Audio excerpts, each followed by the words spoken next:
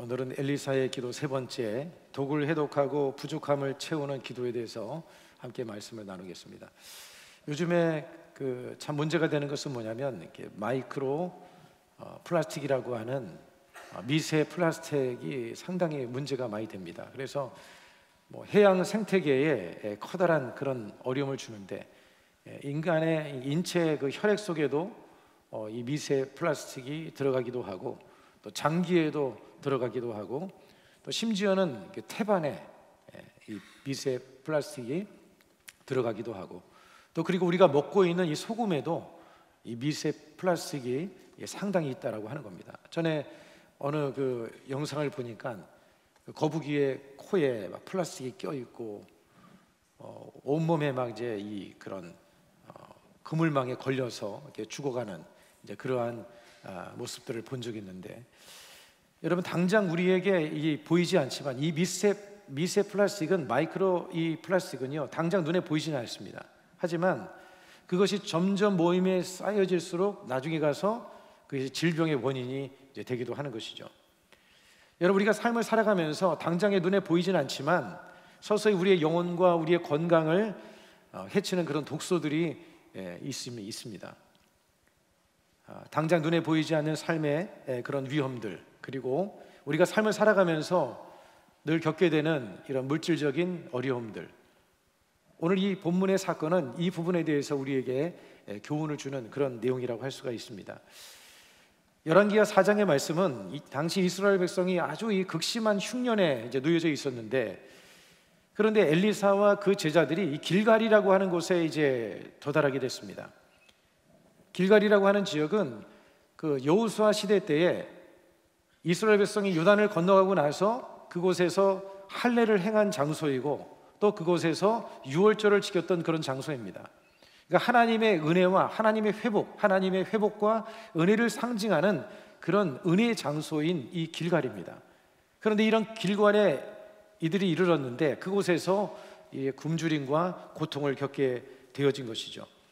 오늘 이 본문에는 두 가지 사건이 나옵니다. 하나는 독이든 국에 대한 그런 이야기와 더불어서, 또 한 가지는 부족한 떡에 대한 그런 사건이, 이 두 가지가 기록이 되어 있는데, 여러분, 우리가 삶을 살아가면서 일상생활 속에서 이 두 가지 위협은 항상 도사리고 있는 것 같습니다. 한 가지는 뭐냐면 영적인 독, 우리의 영혼을 질병으로 영적으로 무너뜨리는 영적인 독의 문제가 있고, 또 우리가 삶을 살아가면서 물질적인 결핍에 대한 문제가 우리는 늘 항상 이로 인해서 고민하고 또 어려움을 겪고 삶을 살아갑니다. 이 두 가지 문제에 대해서 오늘 이 본문은 우리에게 하나님의 해답을 가르쳐주는 그런 내용이라고 할 수가 있습니다. 첫 번째 이야기는 뭐냐면 독이든 국에 대한 내용인데, 이것은 삶을 위협하는 독, 말씀과 기도로 해독하라는 것입니다. 여러분, 우리의 삶을 위협하는 이런 독들이 있는데, 영적인 독들이 있는데, 이 독을 해결할 수 있는 방법은 하나님의 말씀과 기도로서 이것을 해독해 나갈 수가 있다는 것입니다. 여러분, 선지자 제자들이 이제 모여서 식사를 준비했습니다. 이제 식사를 준비하면서 이제 국을 끓이게 됐는데, 그런데 그 냄비 속에 독이 있는 것을 발견하게 된 거예요. 사실 이들이 끓이던 이 국은요, 이 제자들에게 유일한 희망이었습니다. 지금 굶주림과 배고픔 속에 있는 이들에게 이 국은 유일한 희망이었어요. 그런데 한 제자의 무지함으로 인해서 이 국이 치명적인 독으로 가득하는 그런 상태에 놓이게 되어진 것입니다. 본문의 말씀 38절로 40절의 말씀의 내용을 우리 다시 같이 한번 읽어보겠습니다. 엘리사가 다시 길갈에 이르니 그 땅에 흉년이 들었는데 선지자의 제자들이 엘리사의 앞에 앉은지라. 엘리사가 자기 사환에게 이르되 큰 솥을 걸고 선지자의 제자들을 위하여 국을 끓이라 하매, 한 사람이 채소를 캐러 들에 나가 들포도 덩굴을 만나 그곳에서 들호박을 따서 옷자락에 채워가지고 돌아와 썰어 국 끓이는 솥에 넣되 그들은 무엇인지 알지 못한지라. 이에 퍼다가 무리에게 주어 먹게 하였더니 무리가 국을 먹다가 그들이 외쳐 이르되 하나님의 사람이여 솥에 죽음의 독이 있나이다 하고 능히 먹지 못하는지라. 여기에서 죽음의 독이라고 하는 것은요, 그 히브리 원어를 찾아보니까 마웨트라고 하는 그런 단어를 사용하고 있는데, 단순한 독을 넘어서 영적인 파멸을 가져다주고 죽음을 가져다주는 그런 의미를 가지고 있는 것이에요. 그들은 이제 국을 끓이고 있는데 그 국을 떠서 이제 나눠 먹으려고 하다 보니까 그 국 속에 독이 있는 것을 발견하게 된 거예요.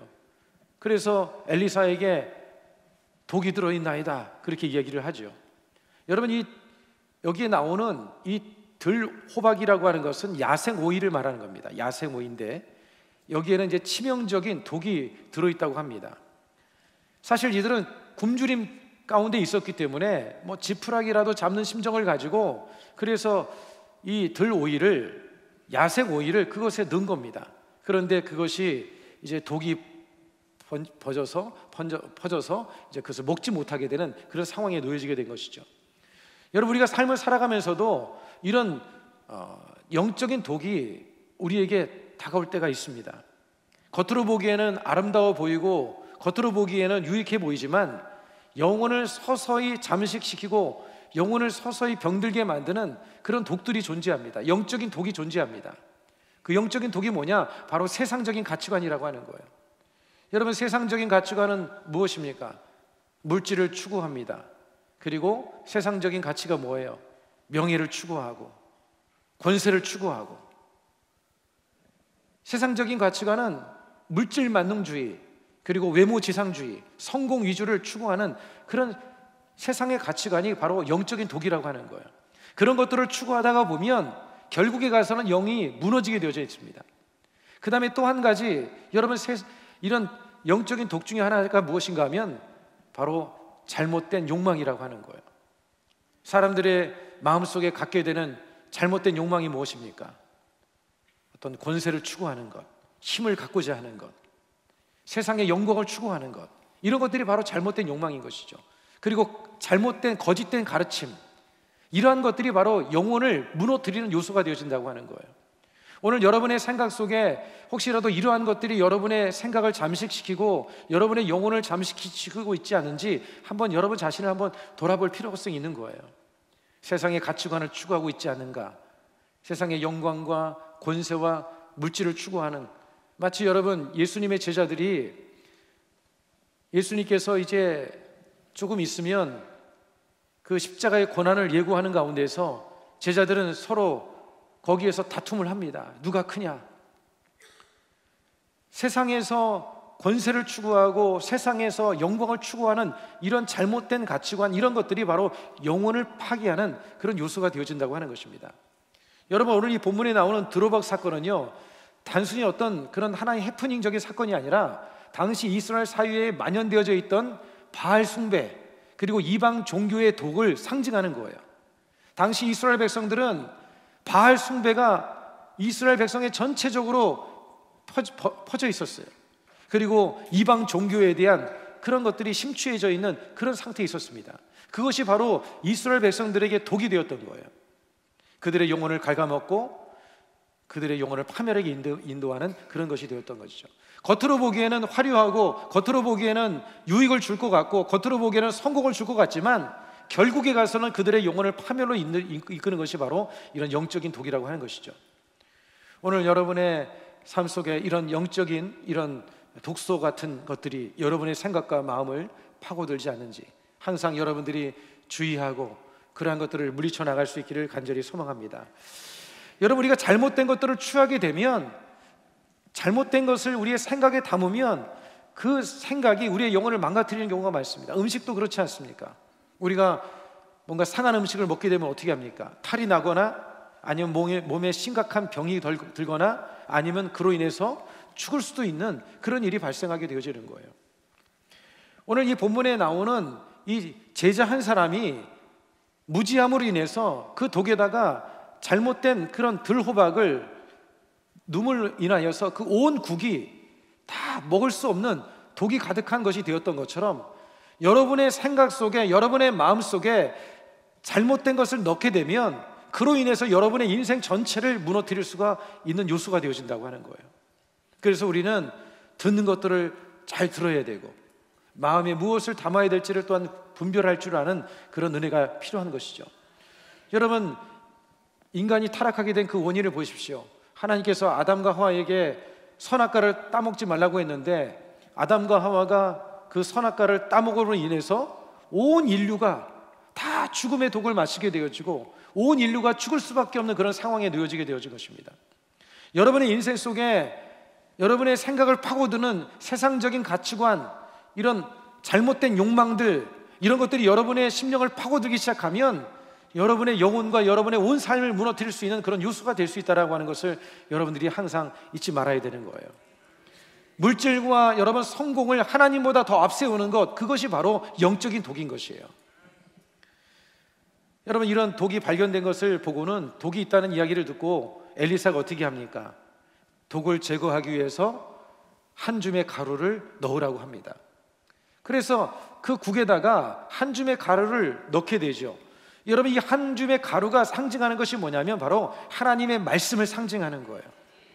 하나님의 말씀이 들어오면 여러분 독이 해독이 되어지는 것입니다.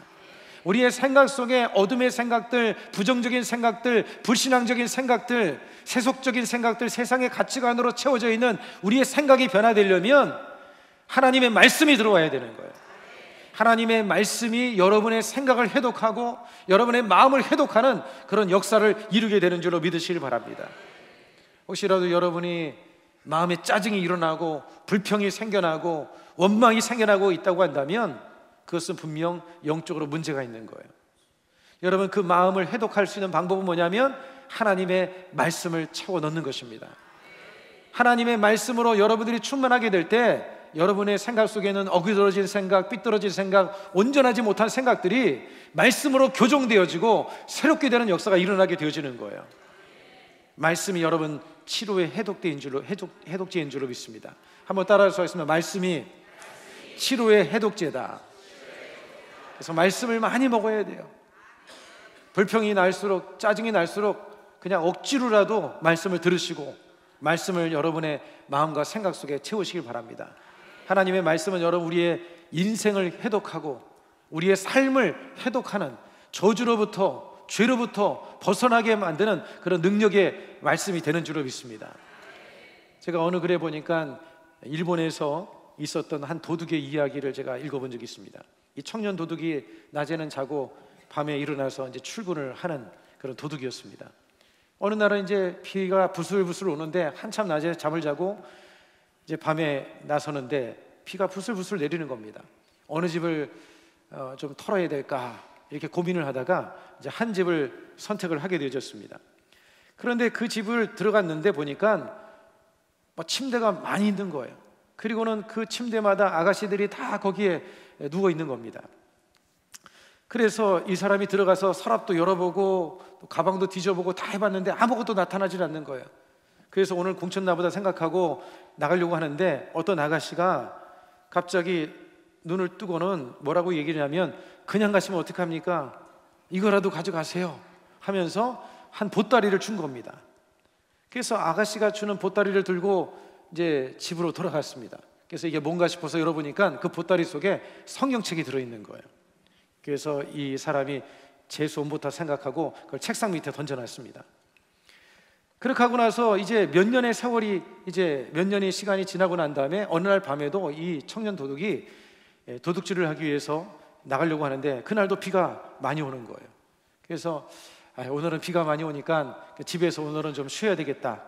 그래서 이제 집에 들어가서 잠을 자려고 하는데 낮잠을 많이 잤으니 이게 잠이 오질 않는 겁니다.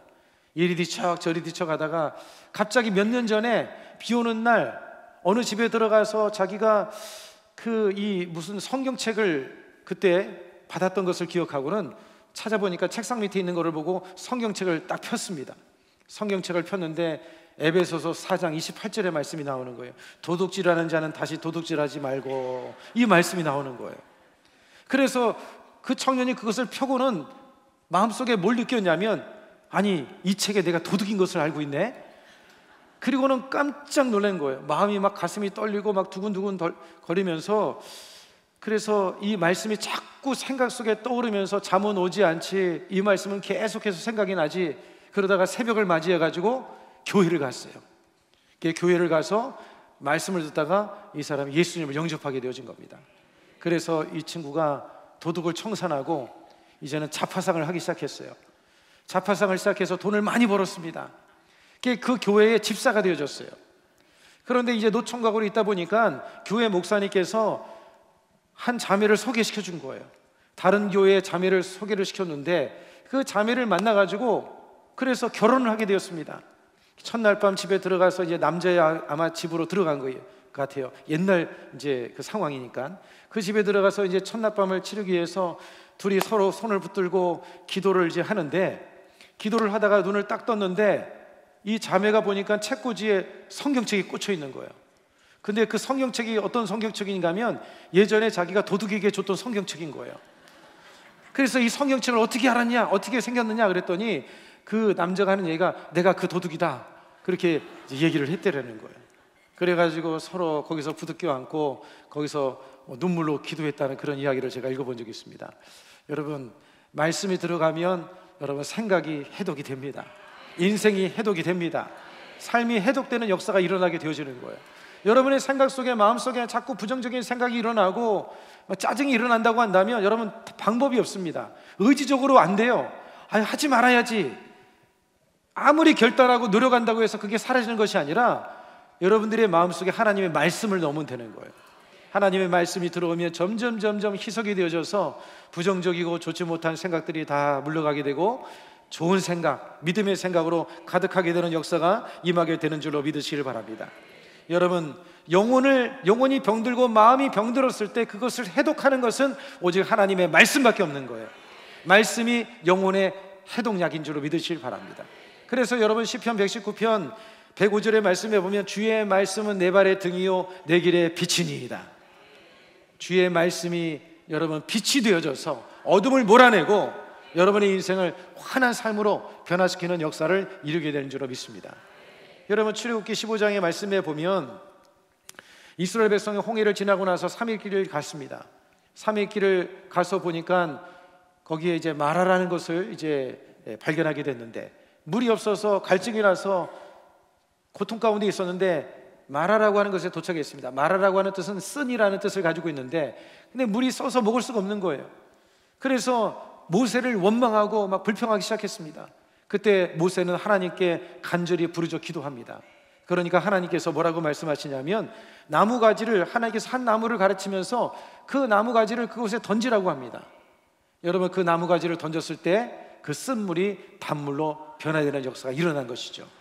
여러분, 출애굽기 15장 25절 말씀에 보면 야훼께서 그에게 한 나무를 가리키시니 그가 물에 던지니 물이 달게 되었더라. 할렐루야. 여러분, 나무는요 바로 장차 오실 예수 그리스도를 상징하는 거예요. 여러분, 우리의 마음속에 십자가를 품으면 모든 것이 회복되는 줄로 믿습니다. 썩어진 마음, 미운 마음, 원망의 마음, 여러분 이런 모든 마음들이 여러분 예수님의 십자가를 품을 때, 예수님을 여러분의 마음속에 품을 때 여러분 치료되어지고 회복되는 역사가 일어나게 되는 줄로 믿습니다. 한 사람으로 말미암아, 한 어리석은 무지한 그 제자가 넣은 그 들호박으로 인해서 온 국이 다 먹을 수 없는 독으로 가득했지만 그곳에 한 줌의 가루를 넣었을 때 그 국이 회독이 되어진 것처럼, 또 그리고 먹을 수 없는 물에 그 나무를 던졌을 때 그 나무가, 그 물이 쓴물이 단물로 변화된 것처럼 여러분 예수 그리스도가 우리의 삶을 치료하는 능력이 되는 줄로 믿으시길 바랍니다. 그렇기 때문에 여러분이 마음이 쓰고 마음에 자꾸 어두운 마음이 들게 될 때 여러분들은 십자가를 바라보게 되시길 바라고, 그리고 하나님의 말씀으로 충만하게 채우는 그런 은혜가 여러분의 삶 속에 있기를 주 이름으로 축복합니다. 여러분, 세상에는요 많은 독소 조항들이 우리에게 자꾸 다가옵니다. 생각을, 우리의 삶을 무너뜨리고 영혼을 무너뜨리는 그런 잘못된 가르침들이 우리에게 있는데, 여러분 이런 것들로부터 우리가 승리를 하려면 항상 십자가 중심, 말씀 중심, 예수 중심, 그런 믿음으로 살아야 되는 줄로 믿습니다. 여러분, 골로새서 2장 8절의 말씀에 보면 이렇게 말씀하는데, 이 말씀의 내용을 같이 한번 읽어보겠습니다. 누가 철학과 헛된 속임수로 너희를 사로잡을까 주의하라. 이것은 사람의 전통과 세상의 초등학문을 따름이요 그리스도를 따름이 아니니라. 헛된 속임수로부터 너희를 사로잡을까 주의하라, 그렇게 말씀을 하고 있는 것이죠. 여러분, 이러한 세상적인 것들, 세상적인 이러한 사상들은요 결국에는 하나님과 우리 사이를 단절하게 만들고 영적으로 파멸에게 이르게 만든다는 사실을 항상 여러분들이 기억하고, 항상 여러분들이 주의 말씀을 늘 상고하고 십자가를 의지하고 보혈의 능력을 의지하면서 기도로서 성령의 도움을 받아서 여러분들의 심령을 날마다 새롭게 하고 승리하고 살아갈 수 있기를 주 이름으로 축복합니다. 그 다음에 두 번째 위기는 뭐냐면 바로 이 물질적인 부족함입니다. 여러분, 이 사건은요, 부족함을 풍성함으로, 그리고 한계를 넘어서는 하나님의 공급하심을 보여주는 거예요. 오늘 이 본문의 42절 이하에 보면 바알 살리사의 한 사람이 보리떡 220개하고 그 다음에 채소를 가져옵니다.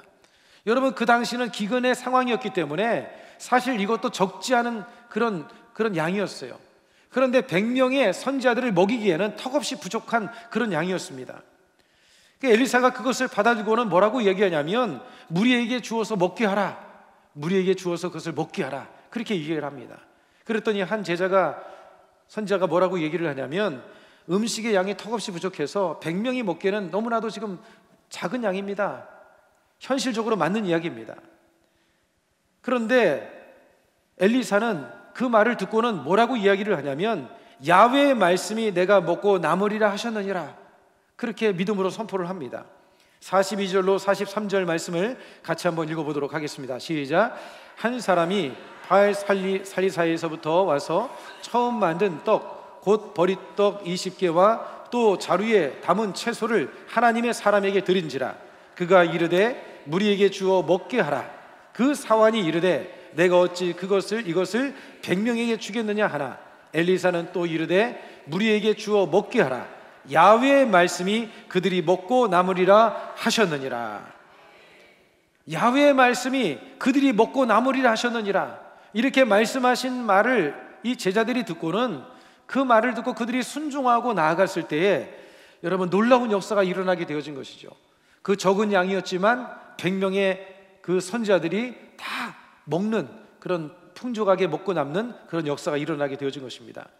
여러분들이, 하나님께서는 부족한 상황 속에서 없는 것을 있게 만드시는 하나님이시고 작은 것을 많게 만드시는 그런 하나님이신 줄로 믿습니다.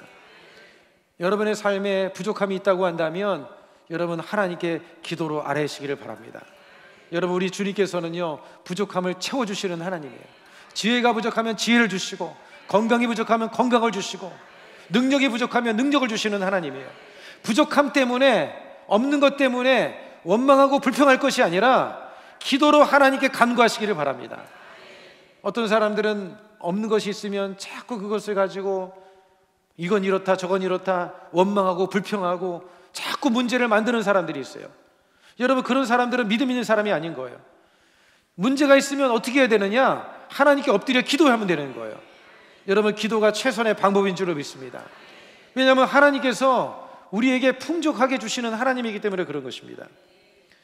여러분, 예수님께서 그 광야에서 보리떡 5개와 물고기 2마리를 가지고 장정만 5,000명, 모인 사람 한 2만 명을 먹인 사건을 우리가 잘 알고 있지 않습니까? 요한복음 6장 11절로 12절의 말씀을 같이 한번 읽어보도록 하겠습니다. 시작. 예수께서 떡을 가져 축사하신 후에 앉아있는 자들에게 나눠주시고 물고기도 그렇게 그들의 원대로 주시니라. 그들이 배부른 후에 예수께서 제자들에게 이르시되 남은 조각을 거두고 버리는 것이 없게 하라 하심으로. 사실 여러분, 제자들의 이 계산으로는 안 되는 일입니다. 어떻게 물고기 2마리와 보리떡 5개를 가지고 2만 명에 가까운 사람들을 먹일 수가 있겠습니까? 아무리 계산기를 두들겨도 도무지 이룰 수 없는 그런 일입니다.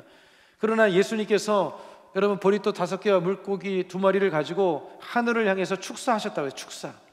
여기서 축사하셨다는 것은 뭐냐면 그냥 감사했다는 그런 의미도 있지만 그것은 하나님의 능력을 신뢰하고 축복했다는 거예요. 여러분, 우리가 없는 상황 속에서 우리는 어떤 마음을 가져야 되느냐? 하나님의 능력을 신뢰해야 되는 것입니다. 그리고 믿음으로 선포하고 축복을 선언할 수 있는 그런 삶이 되기를 주 이름으로 축복을 드리겠습니다. 그렇게 예수님께서 적은 것, 너무나 작은 것이지요. 인간의 지혜로서 방법으로는 도저히 할 수 없는 것이었지만 그것을 가지고 하나님께 축사하셨습니다. 감사기도 하신 거예요. 하나님의 능력을 신뢰하고 믿음으로 선포하신 것이죠. 그것을 가지고 나눠줬을 때 여러분 2만 명의 사람들이 먹고도 남는 그런 역사를 이루게 된 것이죠. 여러분, 예수님께서는 못하실 것이 없으신 전능하신 하나님인 줄 믿습니다. 죽음도 이기신 하나님, 생명과 부활의 주님이신 것이죠. 여러분, 오늘 이 본문의 말씀에 예수님께서 하신 말씀 중에 11절에 보면 그 요한복음 6장 11절에 내용을 다시 한번 보도록 하겠습니다. 우리 한번 읽어보겠습니다. 예수께서 떡을 가져 축사하신 후에 앉아있는 자들에게 나눠주시고 물고기도 그렇게 그들의 원대로 주시니라. 여러분, 그들의 원대로 주시니라. 하나님은 우리의 원함을 주님께서 들어주시는 하나님이세요. 왜냐하면 우리 아버지시지 않습니까? 우리 아버지시요. 여러분을 너무나 사랑하시는 진정한 아버지시, 아들까지도 내어주신 좋으신 하나님이시기 때문에 여러분들이 믿음을 가지고 기도하면 여러분의 부족한 것들을 주님이 채워주시는 그런 은혜를 허락해 주실 줄로 믿습니다. 예수님께서 남은 조각을 거두고 버리는 것이 없게 하라, 이렇게 말씀하셨는데, 여러분, 이것은요, 하나님의 공급하심은 풍성하고 낭비가 없다는 것을 말씀하는 거예요. 남을 정도로 주님께서 채워주시는 그런 하나님이시라는 것을 보여주고 있는 것이죠. 여러분, 빌립보서 4장 19절은 이렇게 말씀합니다. 이 말씀의 내용을 같이 한번 읽어보도록 하겠습니다. 나의 하나님이 그리스도 예수 안에서 영광 가운데 그 풍성한 대로 너희 모든 쓸 것을 채우시리라. 여러분, 하나님은 풍성한 하나님이신 줄로 믿습니다. 부족함이 있다면 기도하세요. 하나님께 구하시기를 바랍니다. 구하라 그리하면 주실 것이요, 두드리라 그리하면 열릴 것이요, 찾으라 그리하면 찾을 것이요.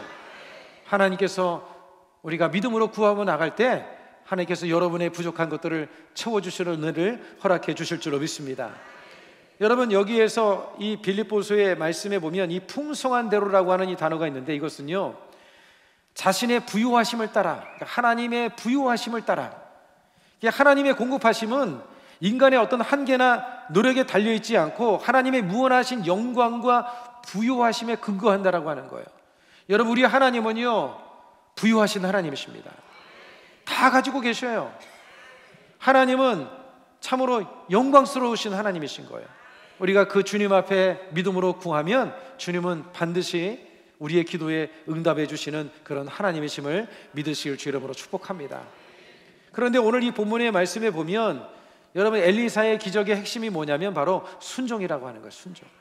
엘리사가 하나님께서 먹게 하겠다, 나눠주라 했을 때 그 제자들이 그것을 가지고 믿음으로 순종하고 나갔을 때 하나님의 역사를 경험하게 되어진 것처럼, 여러분, 하나님의 풍성하신 공급함을 받는 사람은 어떤 사람이냐? 하나님의 말씀 앞에 순종하는 사람, 믿음으로 순종하는 사람들에게 하나님의 은혜와 역사가 나타나게 되는 줄로 믿습니다.